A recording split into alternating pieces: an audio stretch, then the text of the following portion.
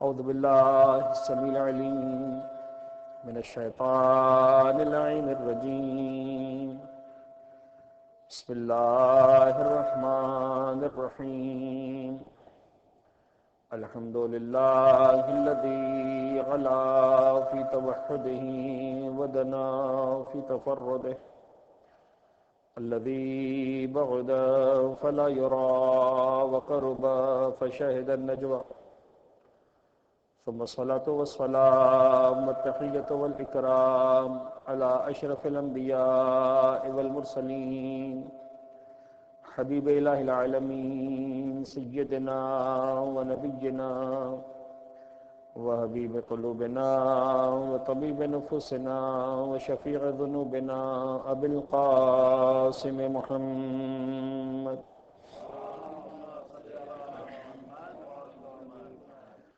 وعلى أهل بيته الطيبين الطاهرين المعصومين المنتجبين، لا سيما على بقية الله في الأرضين وحجته على العالمين، واللعن الدائم على أعدائهم ومنكري فضائلهم وغاصبي حقوقهم أجمعين، من يوم ظلمهم وغصبهم وعداوتهم إلى يوم الدين. بسم الله الرحمن الرحيم.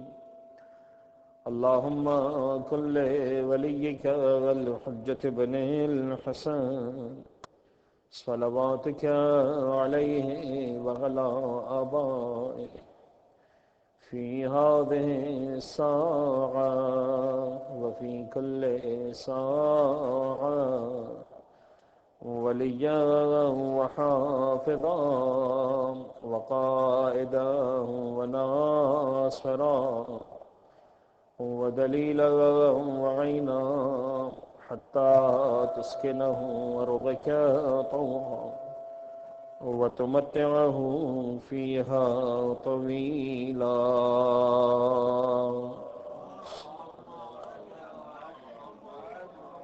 أما بعد فقد قال الله الحكيم في كتابه المبين. بسم الله الرحمن الرحيم.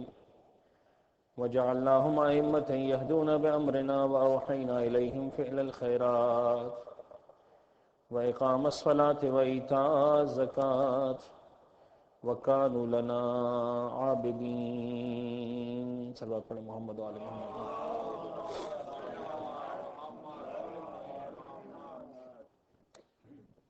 عزیزان گرامی اور عزاداران نے حضرت سید الشہداء، عرض یہ ہے کہ مجالس ادا کا سلسلہ ظاہر سی بات ہے کہ آج کی شب سے پہلے بھی چل رہا تھا، اور جب تک میں نے آپ عزیزان کی خدمت میں حاضری دینا ہے اس کے بعد بھی سلسلہ چلتا رہے گا. لیکن آج سے لے کر 5 شبوں تک مسلسل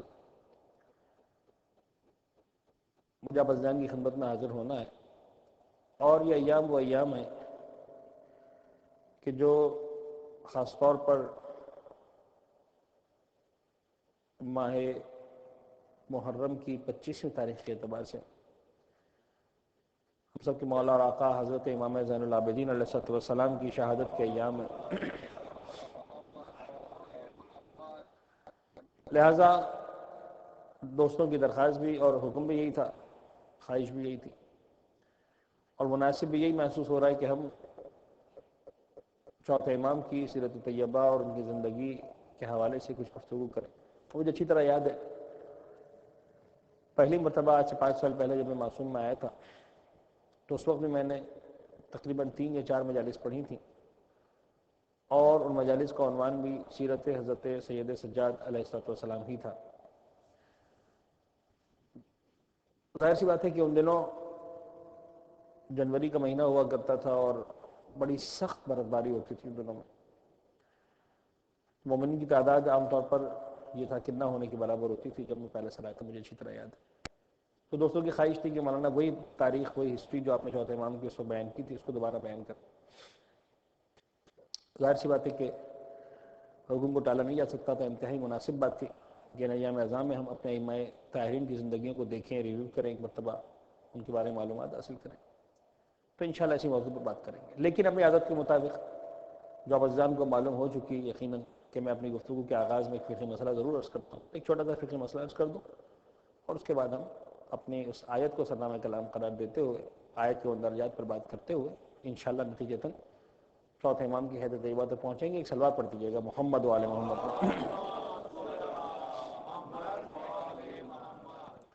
عزیزان گرامی، نماز میں جو میں مسئلہ چھیڑ رہا ہوں، مجھے پتہ ہے کہ یہ مسئلہ ایسا مسئلہ ہے کہ اگر اس کی مکمل تفصیلات میں جاؤں گا تو 5 کی 5 مجلسیں صرف اسی مسئلے کو سمجھانے میں نکل جائیں گی، پوری کی پوری. نہ پھر جو ہے وہ کہ فضائل کا وقت ملے گا، نہ مناقب کا وقت ملے گا، نہ تعلیمات کا وقت ملے گا، صرف مسائل فقہ. لیکن بہرحال میں چاہ رہا ہوں کہ صرف ایک اشارتاً کلیتاً ایک بات ذہن میں آ جائے. عنوان ہے شکیات نماز، نماز میں جو شک پیش آتے ہیں.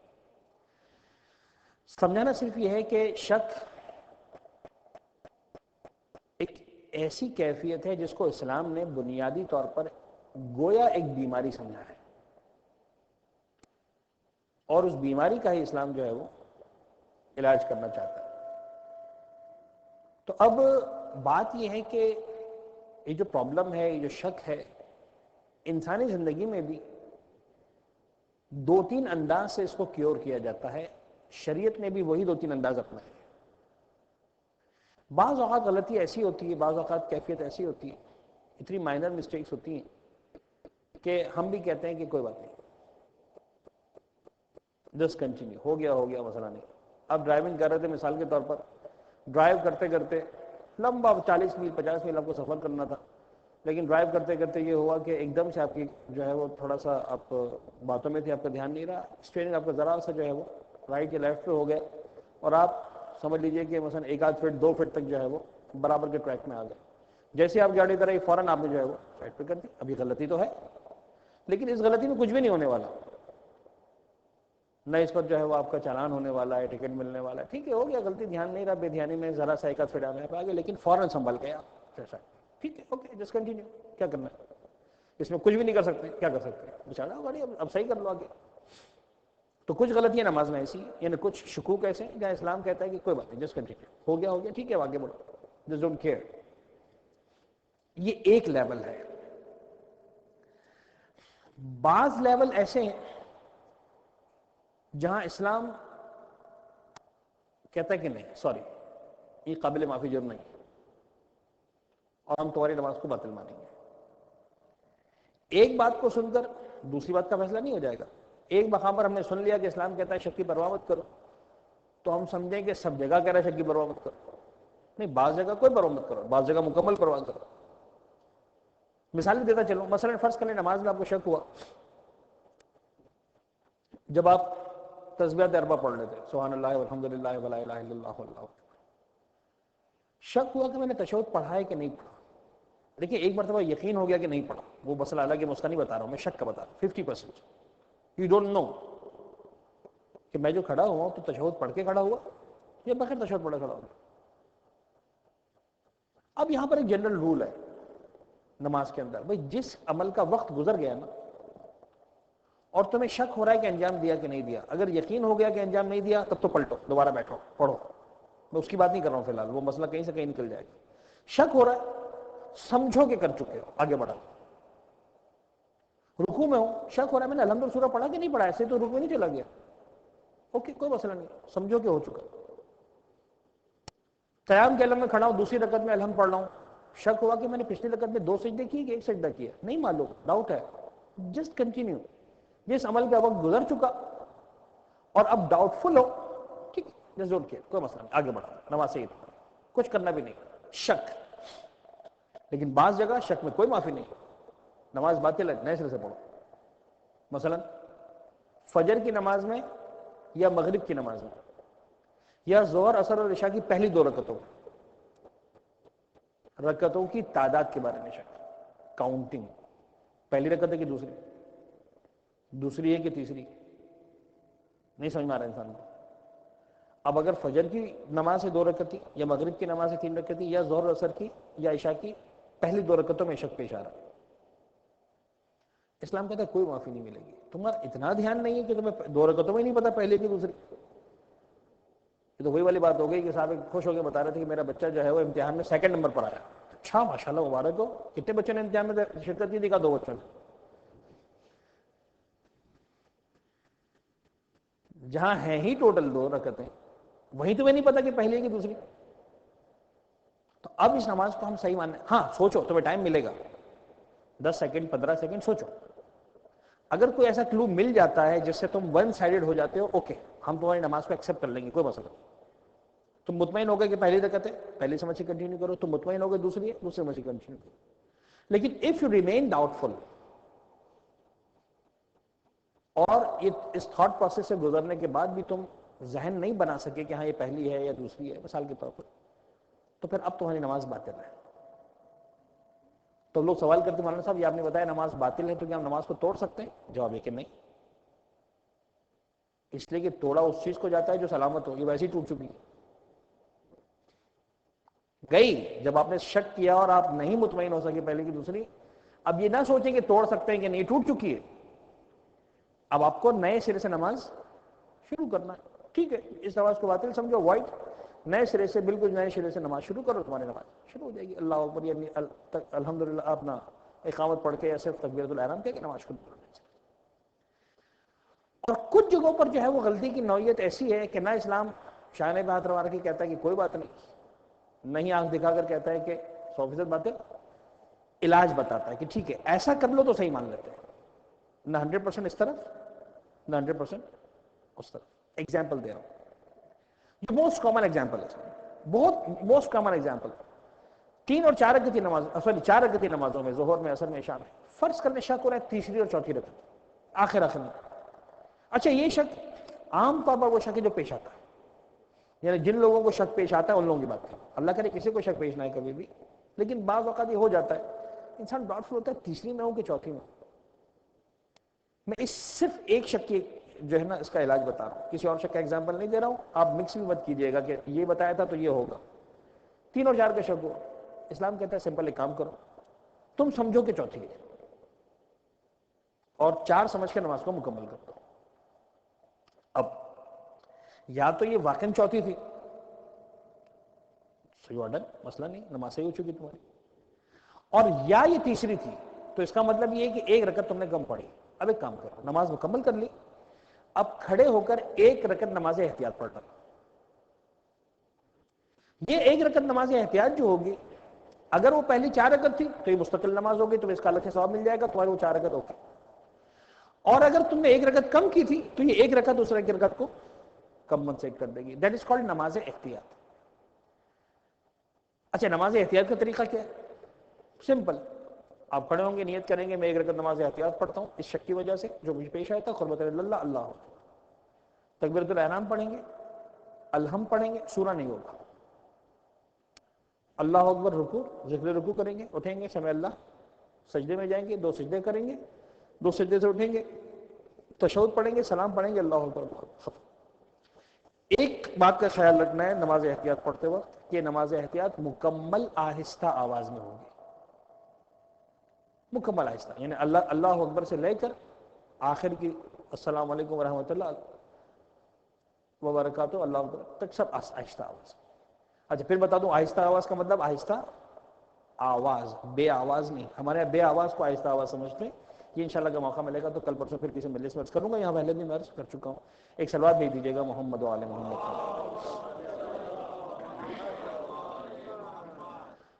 عزیزان گرامی، میں نے سورہ مبارک انبیاء کی ظاہراً آیت نمبر 69 ہے یا 70 میں نے آپ کے سامنے سرنامہ کلام کے طور پر پیش کی. 21واں سورہ قرآن مجید کا سورہ انبیاء. ارشاد رب العزت ہوا وَجَعَلْنَاهُمْ أَئِمَّةً يَهْدُونَ بِأَمْرِنَا وَأَوْحَيْنَا إِلَيْهِمْ فِعْلَ الْخَيْرَاتِ وَإِقَامَ الصَّلَاةِ وَإِيتَاءَ الزَّكَاةِ وَكَانُوا لَنَا عَابِدِينَ. اچھا اب اس آیت کے حوالے سے چونکہ بڑے قیمتی مندرجات ہیں اس آیت میں، تو جب تک ہم اپنے اصل موضوع یعنی ہم سب کے مولا اور آقا حضرت امام زین العابدین علیہ السلام تک پہنچنے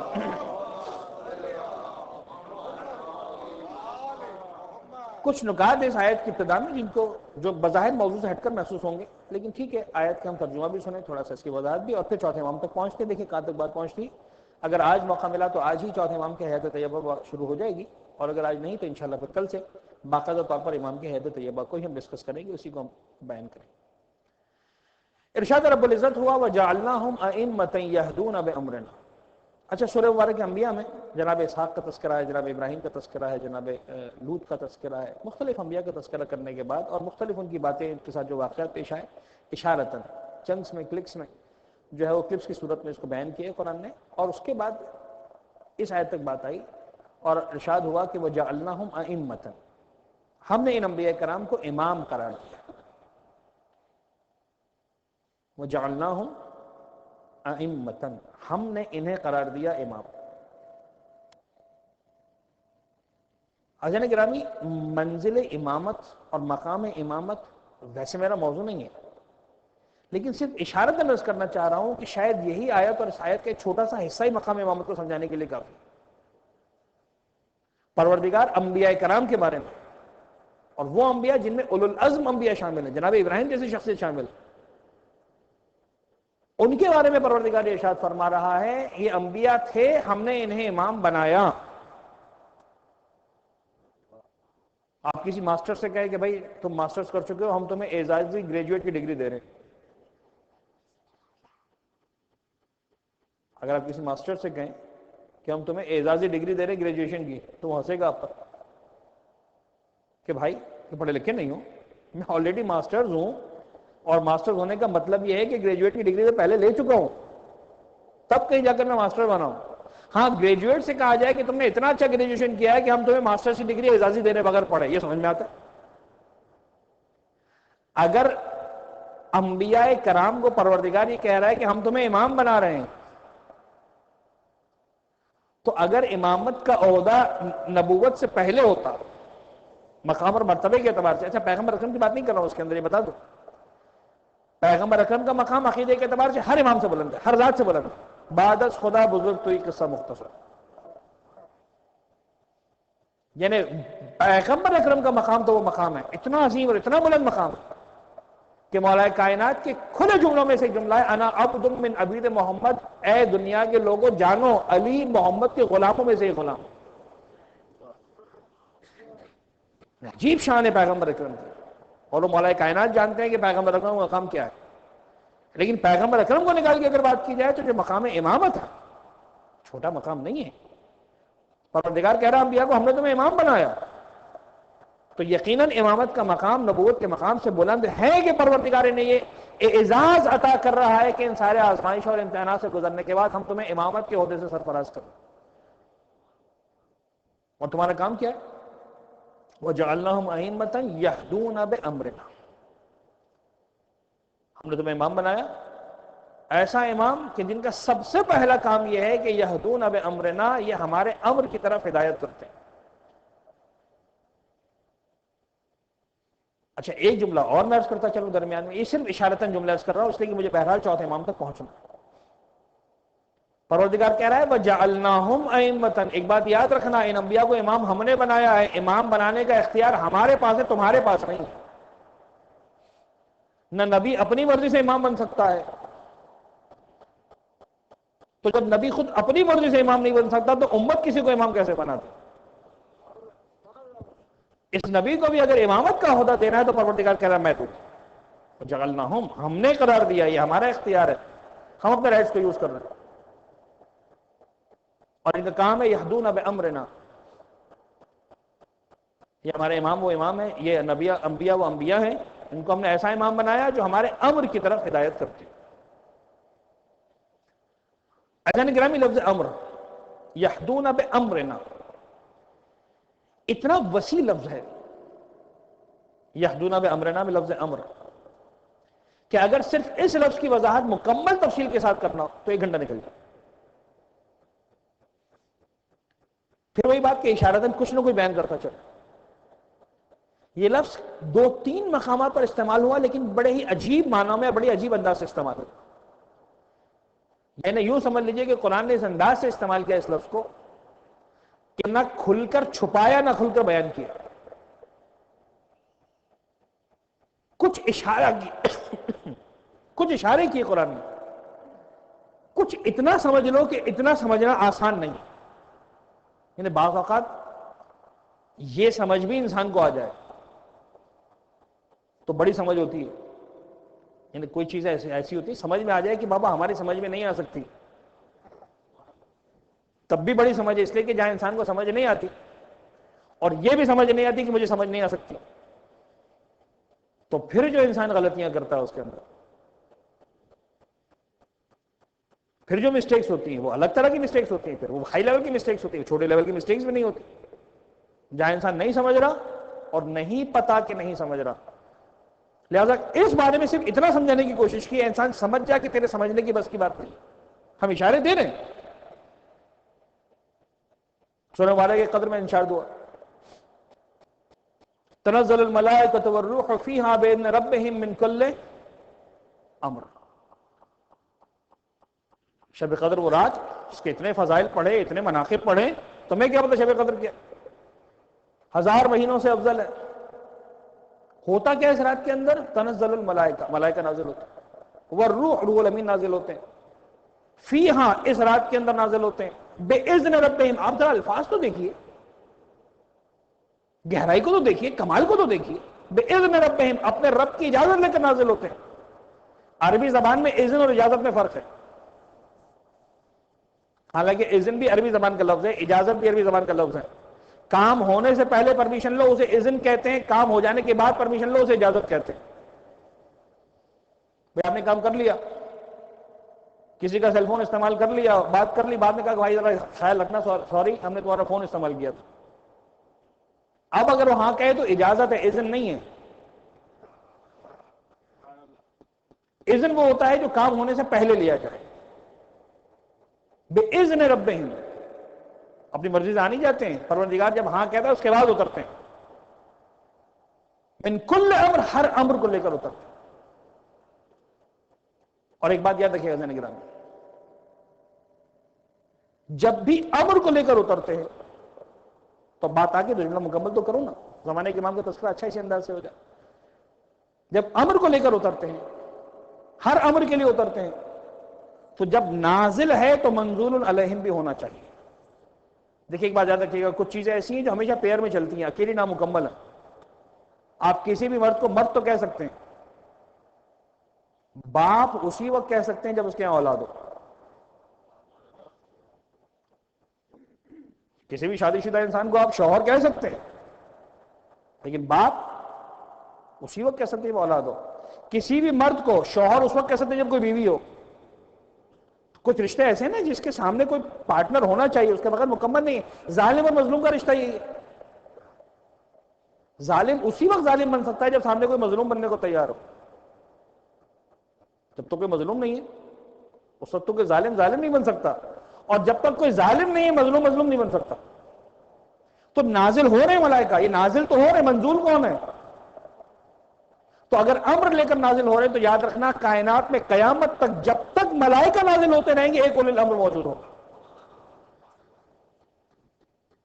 ایک صاحب امر ہوگا، اب یہ صاحب امر، اب آپ ذرا دیکھیے صاحب امر، لفظ امر کو سمجھانا ہے نا، صاحب امر کون ہے؟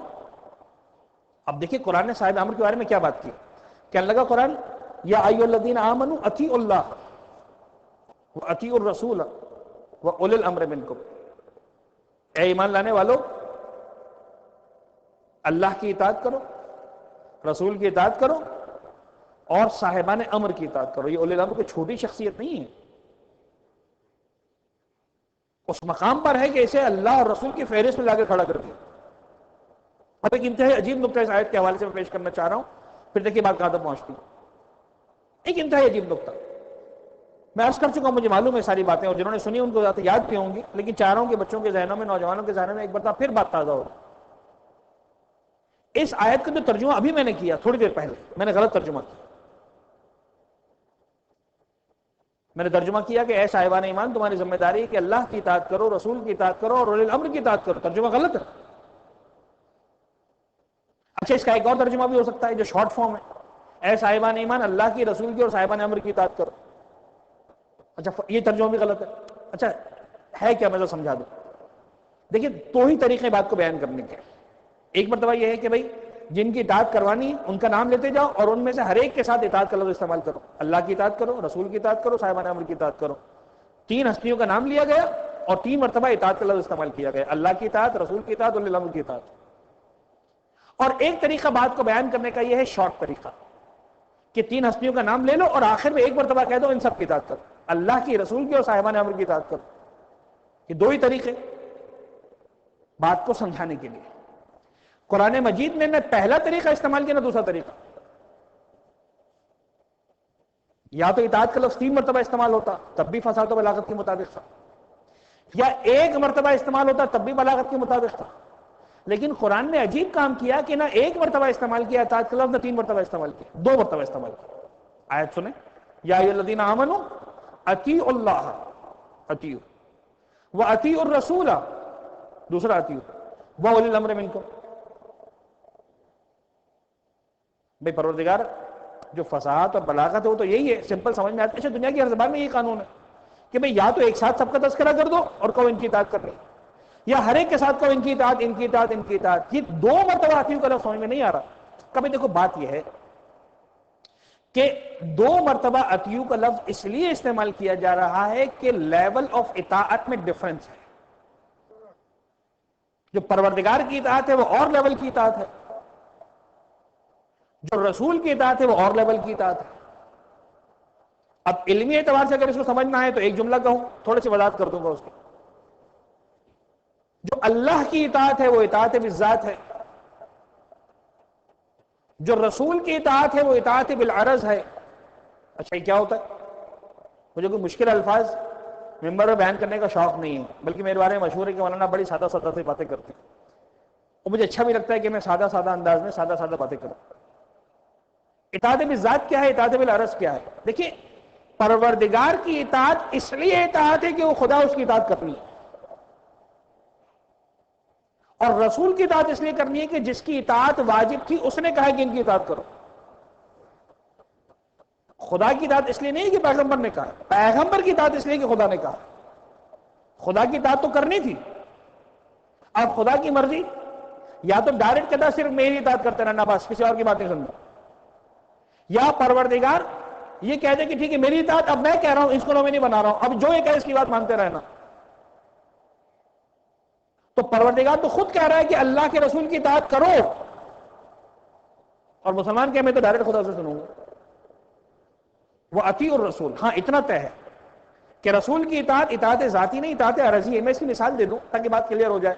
بھئی آپ چائے پیتے ہیں تو چائے میٹھی تو نہیں ہوتی، اس کو میٹھا بنانے کے لیے آپ کو اس میں شکر گھولنا پڑتی ہے، سویٹنر ڈالنا پڑتا ہے. جب آپ شکر ڈالتے ہیں تو یہ چائے میٹھی ہوتی ہے. تو چائے میٹھی ہے، خود سے میٹھی نہیں ہے، اپنی مٹھاس میں یہ محتاج ہے شکر کی. شکر ملے گی تو مٹھاس آئے گی، اگر شکر یا کوئی سویٹنر نہیں ملے گا تو اسے مٹھاس بھی نہیں آئے گی. تو چائے میں جو مٹھاس ہے وہ ذاتی مٹھاس نہیں ہے، اسے عربی میں کہتے ہیں عرضی مٹھاس، ادھار کی مٹھاس، لی ہوئی مٹھاس، کسی سے مانگی ہوئی مٹھاس، کسی کی عطا کی ہوئی مٹھاس. تو چائے کی مٹھاس ذاتی نہیں ہے، لیکن شکر کی مٹھاس اور ہمارے ایسا نہیں کہ شکر تھی میٹھی نہیں تھی اور کسی چیز نے آ کر شکر کو میٹھا کیا، نہیں، شکر جب سے تھی میٹھی تھی. تو چائے اپنی مٹھاس میں شکر کی محتاج ہے، شکر اپنی مٹھاس میں کسی چیز کی محتاج نہیں ہے کہ بھئی پھیکی شکر اور میٹھی شکر، شکر کا مطلب ہی میٹھی شکر، ٹھیک ہے نا. تو بس پروردگار کی اطاعت ذاتی ہے، وہ اپنی ذات میں کسی کی محتاج نہیں ہے. پیغمبر اکرم اپنی اطاعت کروانے کے لیے پروردگار کے حکم کے محتاج ہیں. اگر پروردگار کہے گا کہ اطاعت کرو تو اطاعت کرنا واجب. کہا کہ دیکھو ہمیں اطاعتوں کا ہے کوئی فرق نہیں ہے، اس لیے فرق نہیں ہے کہ بہرحال پروردگار کر رہا ہے اطاعت کرو، لیکن ایک فرق تھا باریک سا، اس کو سمجھانے کے لیے کہا کہ ہم 2 مرتبہ اطیعوا کا لفظ استعمال کریں گے کہ اللہ کی اطاعت کا لیول اور ہے اور رسول کی اطاعت کا لیول اور ہے. اگر ہم ایک اطیعوا سے بیان کریں گے تو کہیں ایسا نہ ہو کہ سننے والے کے ذہن میں غلط فہمی پیدا ہو جائے کہ ان دونوں کی اطاعتوں کا لیول ایک ہے. لہذا اس 2 لیولز کو سمجھانے کے لیے اللہ کے لیے الگ اطیعوا کا لفظ استعمال کیا. رسول کے لیے الگ اطیع کو لفظ استعمال کیا، پروردگار پہ تیسری مرتبہ بھی استعمال کر دے، کا نادان ابھی تو سمجھایا۔ جہاں اطاعتوں میں فرق تھا وہاں دو اطیعو کہہ کر بیان کیا، اور جہاں اطاعت کے لیول میں کوئی فرق نہیں تھا وہاں ایک اطیعو کہہ کر بیان کیا، اطیعوا الرسول و اولی الامر منکم۔ جس لیول پر رسول کی اطاعت ہے یاد رکھنا اسی لیول پر اولی الامر کی اطاعت۔ ایک صلوات پڑھیں محمد و آل محمد۔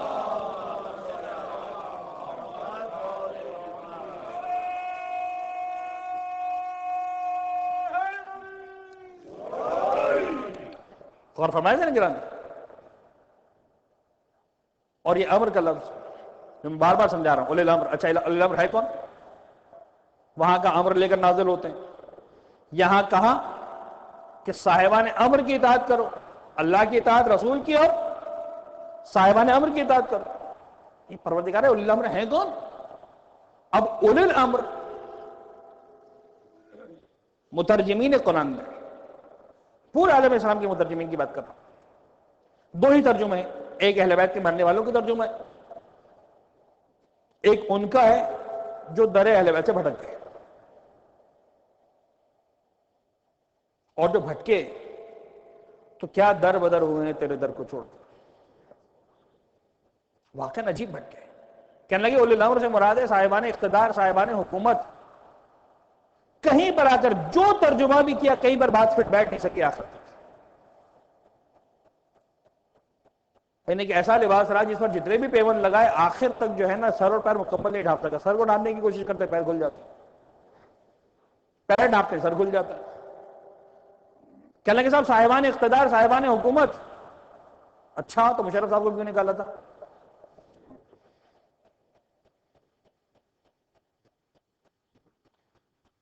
کہ نہیں ان خلفاء کی بات کر رہے ہیں، اچھا آپ نے خلیفہ کو کیوں جان سے مارا تھا؟ بھئی مولا کائنات سے پہلے کے جو خلیفہ تھے انہیں قتل کیا گیا تھا، ڈیٹیل میں نہیں جانا، لیکن بہرحال ذرا غور تو فرمائیے کہ تاریخ اسلام کس طرح سے چلی ہے کا صاحبان اقتدار۔ اچھا اب ایک آیت اور ایک تاریخی واقعہ، مختصر سا حوالہ، بات کو جلدی سے آگے بڑھاؤں اس لیے کہ بڑی رفتار سے بات وقت ہوتا تھا۔ کہنے لگے حبیب یسألونک عن الروح، اے حبیب یہ لوگ آتے ہیں تمہارے پاس اور آ کر تم آپ سے سوال کرتے ہیں بتاؤ روح کیا ہے۔ دیکھیے بڑا مشکل سوال ہے یہ، وَيَسْأَلُونَكَ عَنِ الروح۔ آج کی سائنس اتنا ترقی کے باوجود اب تک جو سمجھ پائی ہے وہ یہی سمجھ پائی ہے کہ سمجھ میں نہیں آ رہا۔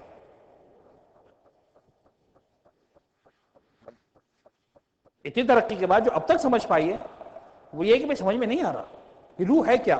بھئی یہی انسان تھا، یہی مکمل کا مکمل وجود، ایک چیز تھی کہ جس کی وجہ سے اس کی آنکھیں بھی دیکھ رہی تھیں، اس کی سانس بھی چل رہی تھی، اس کا خون بھی چل رہا تھا، بلڈ بھی سرکولیٹ کر رہا تھا، اس کے کان بھی کام کر رہے تھے، اس کا ذہن بھی کام کر رہا تھا۔ اب اس کو آپ برین ڈیتھ کا نام دیں، ہارٹ اٹیک کا نام دیں، پتہ نہیں جو بھی نام دیں، کہنے کچھ ہے، اور وہ چیز ایسی ہے کہ ہمارے کنٹرول میں نہیں ہے، ہمارے قابو میں نہیں، ہمارے بس میں نہیں ہے، بس کوئی چیز ہے جو چلی گئی۔ وہ جب تک تھی یہ زندہ تھا، جب وہ نہ رہی یہ زندہ نہ رہا، ابھی بے جان لاش ہے۔ اب جان کہیں، روح کہیں، حیات کہیں، زندگی کہیں، کچھ بھی کہیں، اتنا سمجھ میں آ رہا ہے کہ سمجھ میں نہیں آ رہا۔ وَيَسْأَلُونَكَ عَنِ الرُّوحِ، حبیب تم سے اگر سوال کرتے روح کیا ہے، قل، حبیب ان سے کہہ دو الروح من امر ربی۔ پھر لفظ امر استعمال کیا، دیکھیے لفظ امر کہاں کہاں تک استعمال ہو۔ قل الروح من امر ربی، یہ روح ہے نا، یہ میرے رب کے امور میں سے ایک امر ہے، باقی امور پتہ نہیں کہاں تک ہوں گے، یہ تو ایک امر ہے کہ جو روح ہے جو تمہاری سمجھ میں نہیں آ رہا۔ تو جس کتاب کا پہلا سوال تمہاری سمجھ میں نہیں آ رہا وہ کتاب پوری کی پوری تمہاری کہاں سمجھ میں آنے والی تھی۔ اور اب اس لفظ امر کو جو سمجھایا عجیب انداز سے میرے مولا امام حسن مجتبیٰ علیہ السلام نے سمجھایا۔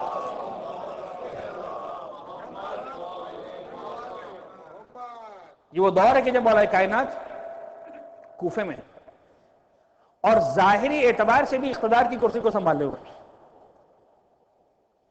کوفے میں موجود ہے۔ ایک شخص آیا مولا کی خدمت میں اور آ کر کہنے لگا مولا، میں بہت مختصر کر رہا ہوں اس روایت کو، بہت مختصر، کہنے لگا مولا میں آپ کے شہر کا رہنے والا ہوں، کوفے کا رہنے والا ہوں، آپ سے کوئی سوال پوچھنا چاہتا ہوں۔ امام نے کہا نہیں تو کوفے کا نہیں ہے. اچھا ائمہ تحریم ویسے تو بڑی سادہ زندگی گزارتے تھے، جسے ہم آج کل کی زبان میں کہیں ڈاؤن ٹو ارتھ، لیکن بعض اوقات جب سامنے کو سرفرا آ جاتا تھا تو امام اس کو سمجھاتے ضرور تھے. کوئی ایسا آتا تھا جو باقاعدہ طور پر امام کو ڈاج دینا چاہتا، اپنے آپ کو امام سے زیادہ سمجھدار سمجھ رہا ہے، تو امام بعض اوقات، ہمیشہ تو پھر بھی نہیں، لیکن بعض اوقات سمجھا دیتے تھے. امام نے کہا نہیں تو کوفے سے نہیں. اچھا یہ شاید پھر بھی میں سمجھتا ہوں سائیکولوجی کا نقطہ ہو سکتا ہے کہ کوئی سوال پوچھنے سے پہلے کہیں مولانا صاحب میں شکاگو کا رہنے والا ہوں، اس سے سوال پوچھ رہا ہوں، تو ممکن ہے میں بھی سمجھ جاؤں کہ بھئی یہ کوئی نہ کوئی گڑبڑ ہے. سوال پوچھنا پوچھ لو، یہ کہنے کی کیا ضرورت ہے کہ شکاگو کا رہنے والا ہوں، کوئی گڑبڑ شاید سمجھ میں آ جائے. لیکن اب یہ تو بتا سکتا ہوں شاید کہ شکاگو کا رہنے والا نہیں ہو، لیکن اب کہاں کی ہو یہ کیسے بتاؤں؟ یہاں آ کر سائیکولوجی ختم ہو جاتی ہے. اور میرا سوال ہے ان لوگوں سے جو کہتے ہیں کہ مولا کے پاس علم غیب نہیں تھا. امام نے کہا بھائی دیکھ تو کوفے کا رہنے والا تو نہیں، اب میں تو یہ بتا دوں کہاں کا رہنے والا ہے، تو شام کا رہنے والا. اور یہ بھی بتا دوں کہ جو سوال لے کر آئے وہ تیرے اپنے سوالات نہیں ہیں، وہ امیر شام نے تجھے بھیجا سوالات لے کر، اور وہ امیر شام کے سوالات بھی نہیں، وہ روم کے بادشاہ کے سوالات ہیں. اور روم کے بادشاہ کو پتا ہے کہ ان سوالات کے جوابات یا نبی دے سکتا ہے یا نبی کا وسیع دے سکتا ہے. اور چونکہ تیرا حاکم اپنے آپ کو وزیر نبی کہہ رہا ہے، لہٰذا روم کے بادشاہ نے تیرے بادشاہ کے بعد بھیج دی. اب کوئی اور جانے نہ جانے، امیر شام تو جانتا ہے. جادو وہ جو سر چڑھ کے بولے، وہ تو جانتا ہے کہ میں غلط سیٹ پر بیٹھا ہوں، اسے معلوم ہے کہ جواب مل سکتے تو یہاں سے مل سکتے ہیں. دیکھیے بعض اوقات انسان جب اپنے آپ کو چالاک سمجھ رہا ہو اور اس طرح سے کہ ساری کی ساری بات کی کلی کھل جائے تو انسان کے پاس سرنڈر کرنے کے سوا کوئی راستہ نہیں بچتا. سر کو جھکا دے کہ اللہ کا مولا صحیح فرما رہا ہے،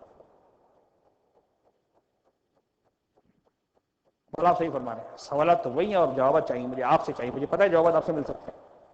اب اولی الامر کو سمجھانا تھا آخر تک. دیکھیے اولی الامر کی مصلحت ہے، اولی الامر جانتا ہے. امام نے کہا جب آئے گیا تو ایک کام کر، یہ میرے دونوں بیٹے بیٹھے ہوئے حسن حسین، میں تو کسی سے بھی پوچھ لے. یعنی سمجھانا یہ تھا کہ تجھے اس در کی معرفت تو ہے، اس در کی معرفت بھی کروانا ضروری ہے. کل کو تجھے پتا ہونا چاہیے کہ اگر صلح ہو رہی ہے یا کربلا میں شہادت ہو رہی ہے تو حق پر کون ہے باطل پر کون ہے. اچھا اس نے دونوں کو دیکھا، اس کی نگاہ انتخاب امام مجتبیٰ پر ہے. امام کی خدمت میں آ کر دو دانوں پر بیٹھ گیا کہ اللہ کا ہمارا سوالات کے جواب دے، سوالات پوچھنا ہے. امام مجتبیٰ نے بھی بابا کا انداز تو دیکھ ہی لیا تھا، کہنے لگے بھائی یہ کام کرتے ہیں، اس میں کیا مزہ کہ تو سوال پوچھے اور میں جواب دوں. ایسا کرتے ہیں سوالات بھی میں بتاتا ہوں، جواب بھی میں بتاتا ہوں. یہ پوری ذمہ داری سے پڑھنا ہوں، پوری ذمہ داری سے. بس ان شارٹ مجھے جو لفظ امر تک لے کر آنا ہے پھر بات کو آگے بڑھاتا ہوں. کہا کہ سوالات بھی میں بتاتا ہوں، جوابات بھی میں بتاتا ہوں. سوالات بتانا شروع کیے، جوابات دینا شروع کیے. تیرا پہلا سوال یہ، تیرا دوسرا سوال یہ، قوس قزح کیا ہے، پتہ نہیں حق اور باطل میں کتنا فاصلہ ہے، کئی سارے سوالات پوچھے. چلنے کا مولا صحیح سوالات بتاتے گئے، جوابات دیتے گئے. آخری سوال آیا، کہ تیرا آخری سوال یہ ہے کہ وہ 10 چیزیں کون سی ہیں جن میں سے ہر ایک دوسرے پر حاوی ہے. مرحلہ وار. چلنے کا مولا آخری سوال یہ قسم. اب دیکھیے یہ صرف سوال اور جواب ہے، یہ آج سے تقریباً 1400 سال پہلے کے علم اور اس دور کی انڈرسٹینڈنگ کے اعتبار سے سوالات کے جوابات ہیں. لیکن بہرحال ایک کمال ہے، ایک انداز ہے اس دور کے علم کے جو ڈیولپمنٹ کا جو امام نے اس سوال کو جواب میں پیش کیا. عجیب انداز کا سوال یہ ہے نا کہ 10 چیزیں کون سی جن میں سے خدا نے ہر ایک کو دوسرے پر بھاری قرار دیا. کہاں والا سوال یہی قسم پروردگار نے سب سے سخت چیز پتھر کو بنایا. اور آج کی دنیا یہی کہتی ہے the hardest element is stone, diamond ہیرا پتھر ہے نا. لیکن بس سمجھانا اتنا ہے کہ جہاں علم دنیا ختم ہوتا ہے وہاں سے علم امامت کا آغاز ہوتا ہے. اچھا اب جو چیزیں ہیں ممکن ہے سائنٹیفکلی اس کو آپ کہیں کہ صاحب یہ تو پھر دوسرے تیسرے لیول پر بات چلی گئی، لیکن اب امام کو جو سمجھانے کا انداز ہے اور جو حاکم شام کے بعد جواب موجود ہے اس کے اعتبار سے جواب کو امام نے دی. سن سب سے سخت چیز پروردگار نے پتھر کو بنایا، لیکن اس سے زیادہ طاقتور پروردگار نے لوہے کو بنایا جو پتھر کو کاٹ دیتا. اور ہر ایک جواب کے ساتھ دلیل دی امام نے، ہر جواب کے ساتھ دلیل دی جو پتھر کو کاٹ دیتا. اور لوہے سے زیادہ سخت پروردگار نے آگ کو بنایا ہے جو لوہے کو بھی پگھلا دیتی ہے. جو جانتے ہیں وہ جانتے ہیں کہ واقعا جب آگ میں لوہا جاتا ہے اس ہیٹ لیول پر تو یہ لوہا بھی بالکل لکوڈ میں چینج ہو جاتا ہے, پگھل جاتا ہے. اور آگ سے زیادہ طاقتور پروردگار نے پانی کو بنایا ہے جو آگ کو بجھا دیتی ہے. چوتھا لیول ہو گیا. اور پانی سے زیادہ طاقتور پروردگار عالم نے بادل کو بنایا ہے جو پانی کو اپنے سینے میں سمو لیتے ہیں. یعنی آپ مجھے یوں کہنے دیجئے کہ اب تک 4 لیول تک تو میرے والا زمین پر تھے. جب پتھر کی بات کی, لوہے کی بات کی, آگ کی بات کی, پانی کی بات کی, اب میرا مولا بلندیوں کی طرف جا رہا ہے کہ پانی سے زیادہ طاقتور بادل ہے جو اس پانی کو اپنے سینے میں اٹھا لیتا ہے, ہولڈ کر لیتا ہے. کبھی بارش کے پانی کا اندازہ لگائیے کہ بادل کتنی کوانٹٹی کے پانی کو اپنے اندر ہولڈ کر کے پھرتے ہیں, اور اتنے پانی کی ہینڈلنگ, یہ کتنا بڑا کام ہے جو پروردگار اپنی مشیت سے کر رہا ہے. کہ اس سے زیادہ طاقتور بادل ہے جو پانی کو اپنے سینے میں سمو لیتا ہے. پھر کہا بادل سے زیادہ طاقتور ہوا ہے جسے ہم کچھ بھی نہیں سمجھتے, جو ان بادلوں کو بے دوش پہ اڑائے پھرتی ہے. اور اب میرا مولا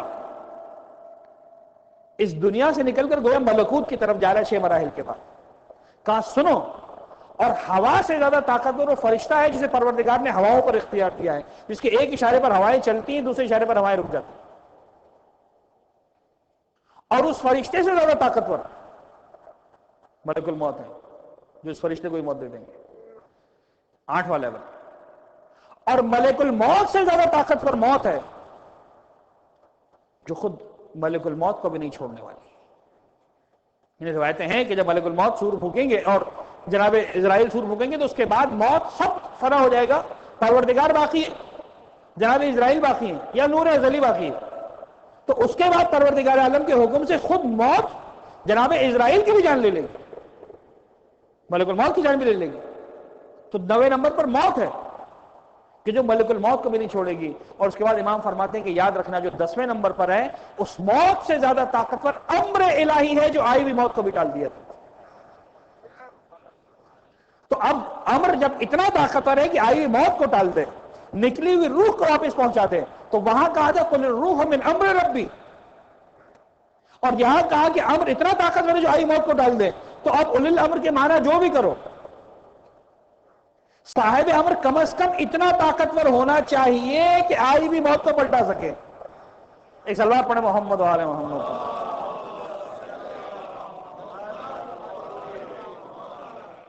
وَجَعَلْنَاهُمْ أَئِمَّةً يَهْدُونَ بِأَمْرِنَا. امر الہی کو سمجھو تو صحیح. اور میں سمجھتا ہوں اس آیت میں ایک جملے کے اندر پروردگار نے وحدانیت کو بھی بتا دیا, نبوت کو بھی بتا دیا, امامت کو بھی بتا دیا, اور پھر قیامت کو بھی بتا, سب کو بتا دیا. ہم ہیں جو یہ کام کر رہے ہیں. مقام انبیاء کو سمجھایا, مقام امامت کو سمجھایا, اپنے عدل کو سمجھایا کہ دیکھو ہماری عدالت کا تقاضا یہ ہے کہ جب اپ گریڈ کرنا ہوتا ہے تو نبوت سے امامت کے لہدے پر لے جاتے ہیں. یہدنا بامرنا وَأَوْحَيْنَا إِلَيْهِمْ فِعْلَ الْخَيْرَاتِ. اچھا پھر انبیاء کی باری آئی تو ہم نے کہا سنو, جب عقائد کی منزل کو مکمل کیا تو اب اعمال کی منزل آئی, زندگی گزارنے کی منزل آئی. أَوْحَيْنَا إِلَيْهِمْ فِعْلَ الْخَيْرَاتِ, ان پر ہم نے وحی کی کہ نیکی کرتے رہنا. وَإِقَامَ الصَّلَاةِ, نماز قائم کیے رہنا. کیسے کہو, قرآن کہہ رہا. مولانا صاحب یہ بات نہیں کیا کریں, ایمان کی بات کرتی, نعرے لگوا دی, اولل امر کی بات کرتی, پھر یہ نماز کیا کرو. یہدنا بامرنا کے بعد جو اگلا حکم ہے اوحینا الیہم فعل الخیرات ہے, وہ اقام الصلاۃ و ایتاء الزکوٰۃ ہے. ہم نے ان انبیاء پر جن کو امام بنایا یہ ان پر بھی یہی وحی کی, نبوت کے لیول پر بھی یہی وحی آتی, امامت کے عہدے پر سرفراز ہونے کے بعد بھی یہی وحی ہے کہ دیکھو عہدہ جو بھی مل گیا فعل الخیرات کرتے رہنا, اقام الصلاۃ کرتے رہنا, ایتاء الزکوٰۃ کرتے رہنا. تو امام بننے کے بعد نماز معاف نہیں ہو رہی تو امام کو ماننے والا بننے کے بعد نماز کیسے معاف ہو جائے گی.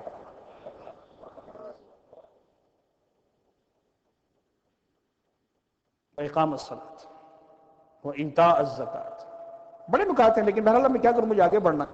وَكَانُوا لَنَا عَابِدِينَ، اور یہ سارے کے سارے انبیاء ہمارے عبادت گزار بنتے تھے. اچھا عجیب نکتہ ہے، وَكَانُوا لَنَا عَابِدِينَ، عابدین تھے، عبادت گزار تھے، کانوا لنا عابدین، یعنی بتلا رہا ہے پروردگار کہ ان کی بندگی کا لیول، ان کی عبادت کا لیول اتنا ہائی تھا کہ ہم نے انہیں نبوت کے عہدے سے امامت کے عہدے میں سرفراز کر دیا، اپگریڈ کر دیا، اپڈیٹ کر دیا. لیکن یہ عبادت گزار بندے تھے. علامہ ذیشان حیدر جوادی مرحوم، خدا ان کا اور یعنی جو بھی مراجعین اور علماء کرام اس دنیا سے رخصت ہو چکے درجات میں مزید بلندی عطا فرمائے، اور جو زندہ ان کا سایہ ہمارے سروں میں سلامت رکھے. وہ ایک عجیب جملہ کہتے ہیں اس آیت کے ضمن میں، کہتے ہیں اس بات سے اندازہ ہوتا ہے، اور روایتوں میں بھی ہے، تفسیر کے نکات کو دیکھ کر انہوں نے لکھا ہے جملہ، کہ اس بات سے اندازہ ہوتا ہے کہ ایک بات بہرحال عبد اور معبود کے درمیان ہے.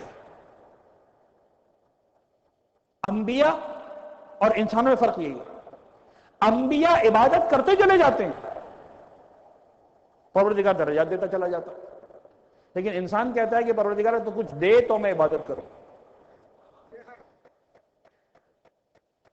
اور انبیاء کچھ مانگے بغیر عبادت کرتے چلے جاتے ہیں.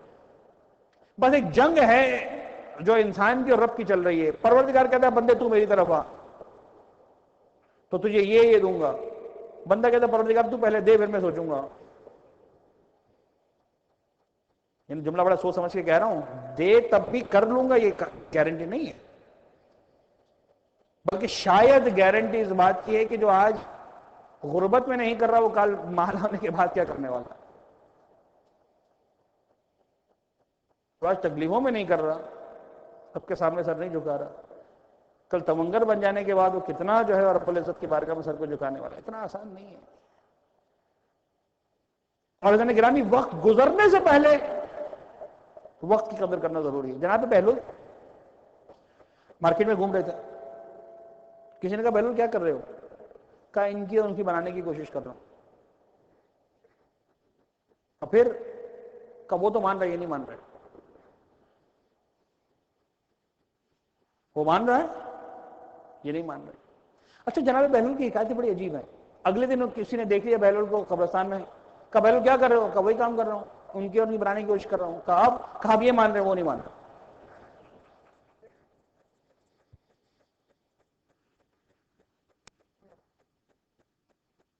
اب یہ مان رہے ہیں. 6 فٹ نیچے جانے کے بعد ہر ایک مانے گا، جب تک نیچے نہیں گئے وہ مان لو. ماننا کمال نہیں ہے. ہم کراچی میں بیٹھے تھے ایک دوستوں کے ساتھ، ایک ہمارے دوست بڑا شرارتی، میرے کلاس فیلو، اور آپ کو پتا ہے کہ کچھ گینگز یعنی دوستوں کی جو گیدرنگز ہوتی ہیں اس طرح کی، تو کچھ شرارتی، کچھ خاموش سنجیدہ تھے، بڑا ہی شرارتی دوست تھا. بیٹھے تھے ڈنر پہ گئے ہوئے تھے، کسی جگہ باتیں کر رہے تھے.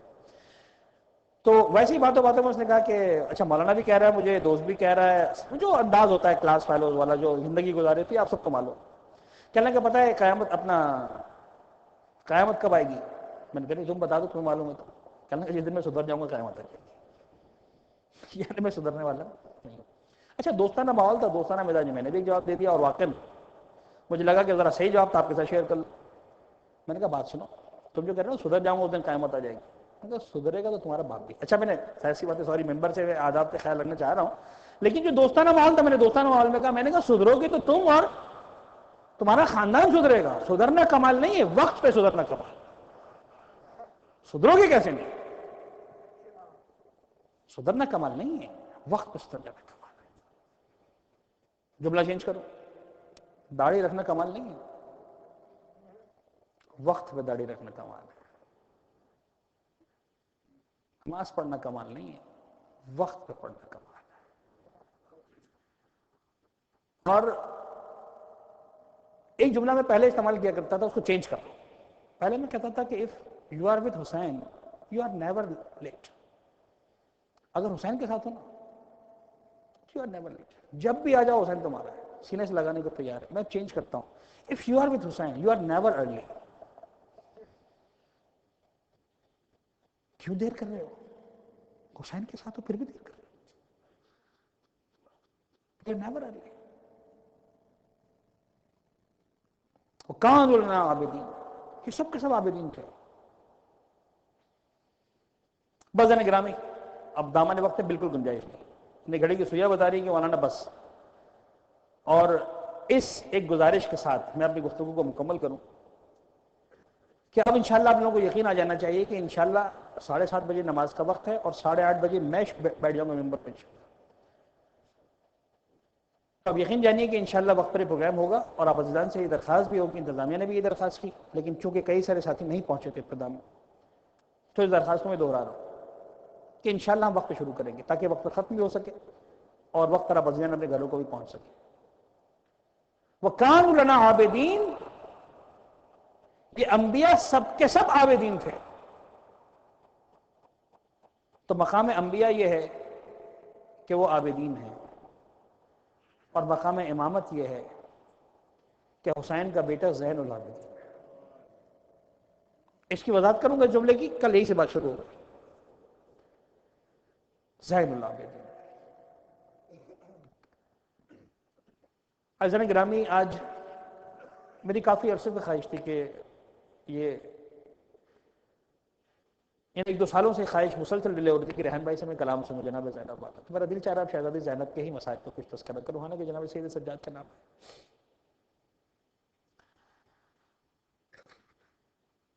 جو امتحان جناب سید سجاد نے دیا اور جو امتحان شہزادی زینب نے دیا، خدا کی قسم اس کی مثال ملنا آسان نہیں ہے.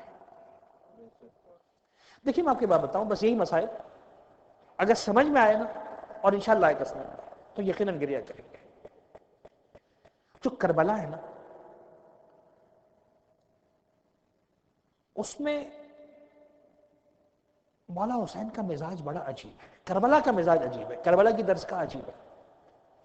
یعنی کربلا نے ظاہری اعتبار سے عقل کے ہر قانون کو توڑا.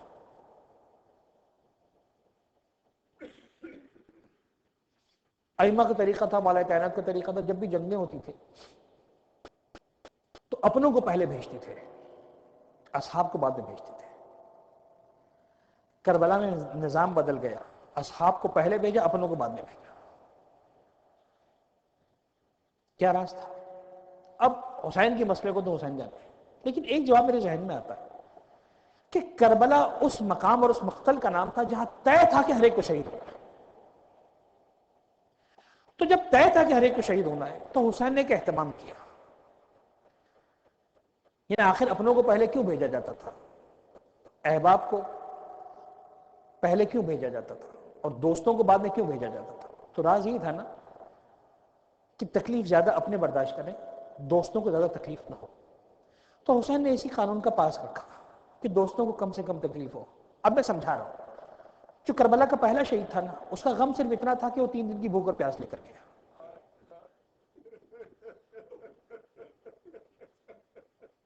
جو دوسرا شہید تھا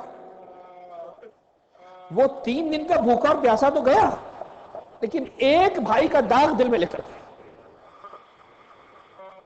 یہ ہے کربلا. اچھا آپ سمجھاؤ، ایک کے بعد ہی شہید ہوتے رہے. اب سمجھ میں آیا کہ عباس کیوں بار بار آتے تھے، مولا مجھے میدان میں جانے کی اجازت دیتے، اور حسین کیوں کہتے تھے عباس تو میرا لشکر کا علمدار. آخر تک سنبھال کے رکھا کہ عباس تو ایسے شہید نہیں ہوگا، اکبر کا جنازہ اٹھانے کے بعد شہید ہوگا، قاسم کی لاش کے ٹکڑے گرنے کے بعد شہید ہوگا. اب دوستوں میں صرف ایک جملہ کہنا چاہ رہا ہوں، زیادہ سمجھ میں آ جائے گی. اگر اتنا سمجھ میں آ گیا تو ایک جملہ سن لو، جس نے 71 جنازوں کا ماتم کیا اس کا نام ہے حسین، جس نے 72 جنازوں کا ماتم کیا وہ ہے زینب.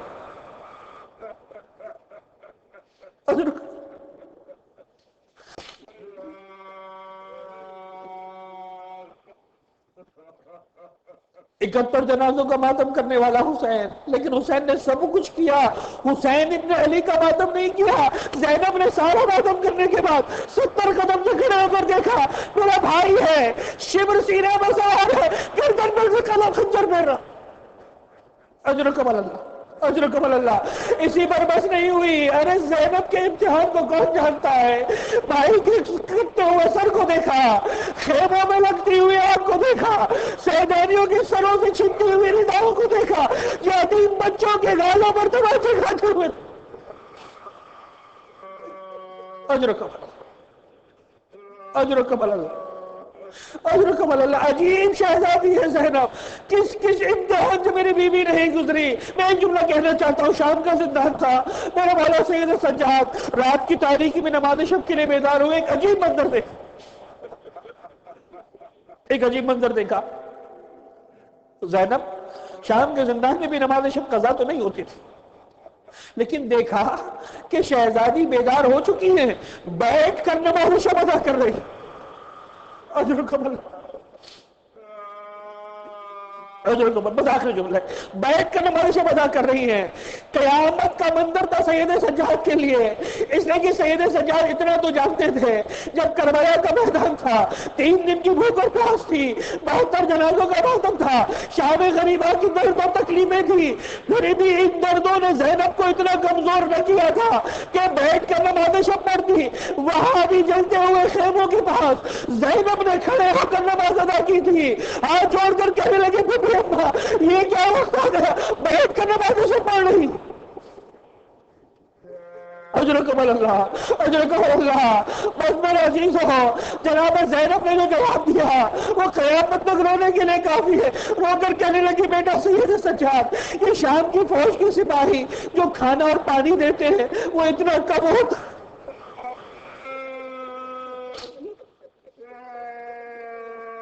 وہ اتنا کم ہوتا ہے، جب بچے کھا لیتے ہیں میں دیکھتی ہوں بھوک باقی ہے، میں اپنے حصے کا کھانا بچوں کو دے دیتی ہوں۔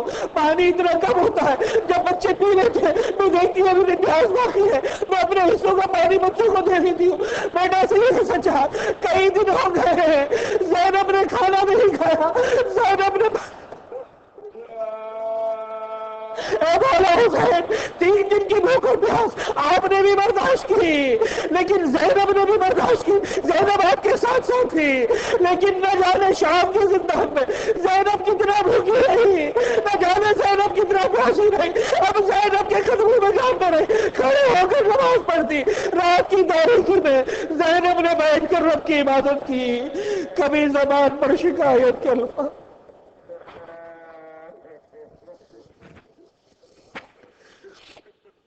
وَسَيَعْلَمُ الَّذِينَ ظَلَمُوا آلَ محمد ایام قلیل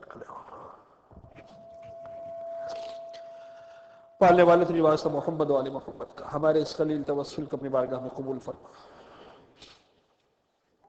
غم محمد و آل محمد کے سوا کوئی غم ہماری زندگی میں شامل نہ فرما، ہمارے ناسوں کو رومال حضرت زہرا میں جگہ عنایت فرما۔ پالنے والے محمد و آل محمد کا واسطہ جو بیمار ہیں، بیمار کربلا کے صدقے میں بالخصوص جو مورد نظر ہیں، جن کے لیے دعا کی بار بار التماس ہے، صحت کلی عنایت فرما، جو پریشان حال ہیں ان کی پریشانیوں کو دور فرما، جو بے اولاد ہیں بالخصوص جو مورد نظر کربلا والوں کے یتیموں کے صدقے میں ان سب کو صاحب اولاد فرما۔ معبود محمد و آل محمد کا واسطہ امر الہی کی بات آئی، اولی الامر کی بات آئی، پالنے والے مقام عظمائے امامت اہل بیت، امامت ائمہ کو سمجھنے کی، اس کا پاس رکھنے کی ہم سب کو توفیق عنایت فرما۔ پالنے والے محمد و آل محمد کا واسطہ شہزادی زینب کبریٰ کی سیرت پر عمل کرتے ہوئے زندگی کے ہر دکھ اور سکھ میں، رات کی تاریکی میں تیری بارگاہ میں سر سجود ہونے والوں میں ہم سب کا نام شامل فرما۔ معبود محمد و آل محمد کا واسطہ دنیا میں جہاں بھی اہل بیت اطہار کے چاہنے و ماننے والے موجود ہیں ان سب کی جان و مال، عزت اور آبرو کی حفاظت فرما۔ قلب مقدس امام زمانہ کو ہم سب سے راضی و خوشنود فرما، ہمارے ان گنہگار آنکھوں کو مولا کی دیدار سے منور فرما۔ امام کے سچے شیعوں میں، سچے انتظار کرنے والوں میں، سچے محبت کرنے والوں میں ہم سب کا نام شامل فرما۔ اپنی آخری حجت امام اسر والزماں کے ظہور میں تعجیل فرما۔ ربنا تقبل منا انک انت السمیع العلیم وتب علینا انک انت التواب الرحیم۔ ماتم حسین یا حسین۔